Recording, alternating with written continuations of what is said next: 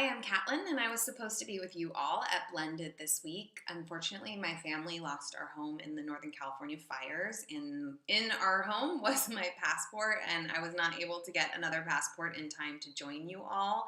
But I did want to just be a part of the event in some small way and share just kind of the bigger ideas that I was hoping to articulate with examples and detail in my keynote and really share with you why I'm so excited about blended learning. And I've been on this blended learning journey for about 10 years now. And so I've made a whole host of mistakes in my journey and I've learned a ton.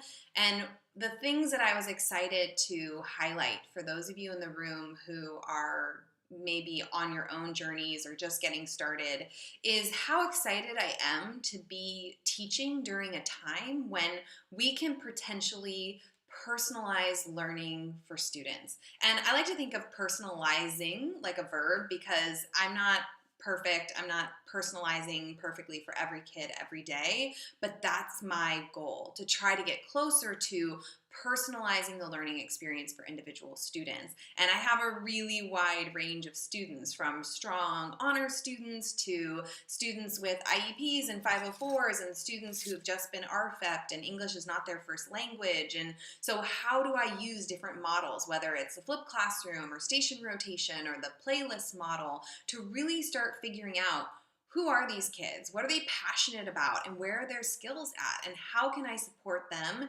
in making progress as learners? I also love that as I have blended together these face-to-face components and the online components, that I have more opportunities to give kids autonomy, to allow them to make really key decisions in their learning, which they didn't have the opportunity to make, before technology, when learning and teaching, it was very teacher centric. My classroom is so different now, where really the focus is not on me at all. It's on my students. They are driving the learning. They're asking the questions. They're designing the projects. They're figuring out, what is it we want to study? What is it we want to create? And what is the path we're going to take to create whatever it is we want to create? And for me, that's really exciting because I started my career at age 22 feeling like I had to be this fountain of knowledge, just kind of like spewing information all over students. And if I didn't know the answer to a question, that I had somehow failed at my job. And now I don't see myself as a fountain of knowledge. I am very comfortable saying, I don't know, let's figure it out. Instead, I see my job as being, one, a coach. I'm there to support, provide practice and feedback, and second, as an architect of learning experiences. I build the learning experiences that allow students to make meaning. And so that's a really fun shift. I like my job so much more now that those two areas are my focus, instead of just, telling kids everything I know about a topic I've been teaching for 10 or 15 years. I also really, and this is what started my excitement about blended learning 10 years ago, I love that the online space allows me to give every single student a voice. So not just the kids who are brave enough or outgoing enough or extroverted enough to have conversations in real time, but those quiet voices, the kids who need more time to process, the kids who aren't comfortable engaging in real time. I want every student to know, you have a voice, you have ideas that matter, and I want you to share them. And so making sure every kid has a voice, and then using the online space to connect them to an authentic audience where potentially they have a global audience for their ideas. That's really exciting to me, because if I think about it, if I'm my students' only audience, it's not a big incentive for them to do their best work.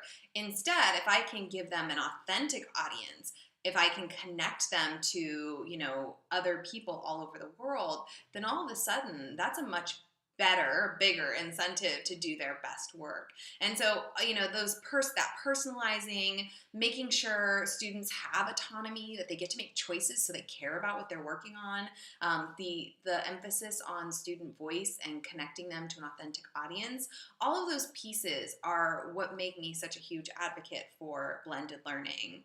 And I know you guys are gonna You're going to have your minds blown at the conference and you're going to be so excited. You'll probably hear about all of these different models and tools and strategies and technologies.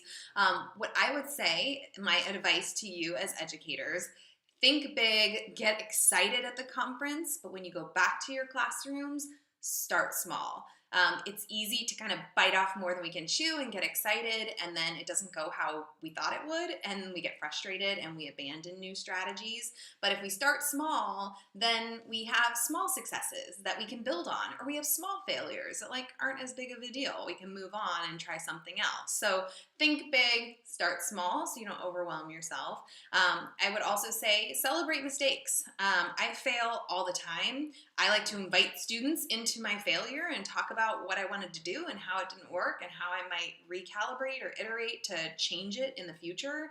I think if kids see me fail and they see that I'm okay acknowledging failure and working through failure, then I'm creating a classroom where it's okay to fail. And that's what I want. Let's fail fast. Let's fail forward so we can continue to learn. Failure is just part of the learning process. And I think sometimes as educators, we don't give ourselves that space to fail. We feel like we have to be the master of everything, or we have to know how to do everything perfectly before we do it with students. And I don't think that's realistic with technology. Technology is changing so rapidly that we have to be willing to experiment and fail. We have to be willing to ask our kids for help. I mean, students on our campuses are probably the most underutilized tech support on a campus. So tap into them.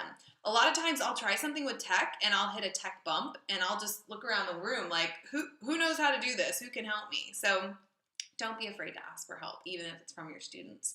And then last, I cannot encourage you enough to start your own personal learning network. I work on a high school campus that serves 1,800 kids. There's 100 plus teachers, and I love the people I work with. I have so many close relationships with teachers on my campus, and I love those relationships. But when I talk with teachers on my campus, it's easy to get kind of sucked into the negative stuff, the stuff that's hard for us about being on our campus, like specific issues at our school. And when I connect with people on Twitter, it's different. I am continually challenged and inspired by what other educators are doing all over the world. And it's a much more positive space where I get to connect with people I really don't know that well often. And so whether it's Twitter or Google Plus or Facebook or Pinterest, it doesn't really matter which space you're in, but just finding a space where you can connect with other people who are outside of your school. And I can say that professionally, Twitter has been invaluable to me as an educator, making those connections. And through this experience of losing my home and everything in it, I mean, we had 10 minutes to evacuate with our kids and our dog in the middle of the night.